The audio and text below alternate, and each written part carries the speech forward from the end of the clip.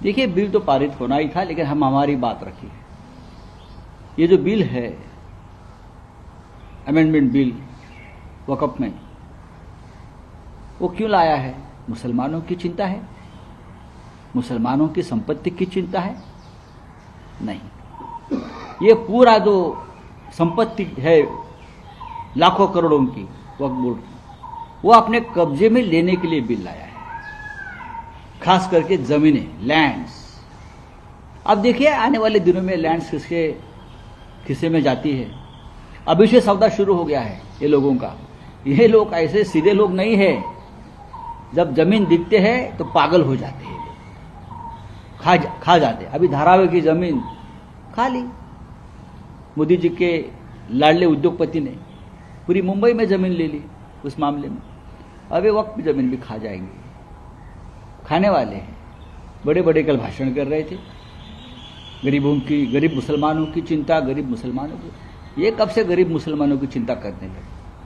हाँ, ये सब नाटक था, छोड़ दीजिए, देख लेंगे। ममता बनर्जी ने भी कहा है कि अगर सरकार आती है तो उसको चेंज करेंगे। ठीक है, अभी हमारे सरकार तो जरूर आ जाएगी ना एक ना एक दिन। प्रफुल्ल पटेल को बालासाहेब ठाकरे की याद आई है कल। प्रफुल्ल पटेल को बालासाहेब ठाकरे की याद आने की जरूरत नहीं। बालासाहेब ठाकरे की अगर याद किसी को आती है तो अपने विचारों से निष्ठावान होना चाहिए। अपने बाप के पीठ में खंजर खुपस करे आदमी भाग गए। शरद पवार उनका बाप था, आदरणीय शरद पवार साहब उनके पिता समान थे। उनके पीठ में खंजर खुप करे लोग आदमी। और हमको निष्ठा के पाठ कल पढ़ा रहे थे। भाई, मेरे को तो बीजेपी वाले पर तरस आ रहा है। बड़ी बड़ी राष्ट्रभक्ति की बातें करते हैं, पाकिस्तान के साथ लड़ने की बातें करते हैं। जो दाऊद इब्राहिम पाकिस्तान में बैठा है, उनके साथ रिश्ते किसके हैं? ऑन रिकॉर्ड इकबाल मिर्ची, ये प्रफुल्ल पटेल की। बड़ा आरोप कर रहे हैं, वो तो सांसद है। मैं क्यों बड़ा आरोप कर रहा हूं? प्रधानमंत्री मोदी ने किया है। प्रधानमंत्री मोदी ने डिफेंस की जमीन हड़पने का आरोप किस पर किया था? अशोक राव चौहान। मिर्ची के साथ व्यवहार का आरोप किसने किया था? प्रफुल्ल पटेल के ऊपर मोदी जी ने किया। दोनों आज बीजेपी में है। ईडी का चार्जशीट पढ़ ली, ईडी का चार्जशीट पढ़ लीजिए। यहां आकर चाटुगिरी करके वो पूरे आरोप से मुक्ति मिली। वो इसलिए तो डर कर भाग गए।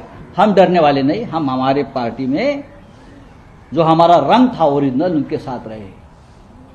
प्रफुल्ल पटेल जी ने कितने बार रंग बदला है, क्यों बदला है, किसके लिए बदला है, ये खुलासा वो करेंगे। और मैं उनको इशारा देता हूं, वार्निंग करता हूं, शिवसेना के साथ फिर एक बार इस प्रकार की हरकत मत करना, बहुत महंगी पड़ जाएगी। आपकी हिस्ट्री पूरी है हमारे पास, पूरी। इंक्वायरी भी होनी चाहिए, क्योंकि वो क्लीन चिट के बारे में बोल। क्लीन चिट तो आपको इस सरकार ने, मोदी जी की क्लीन चिट का तो काला बाजार होता है ना।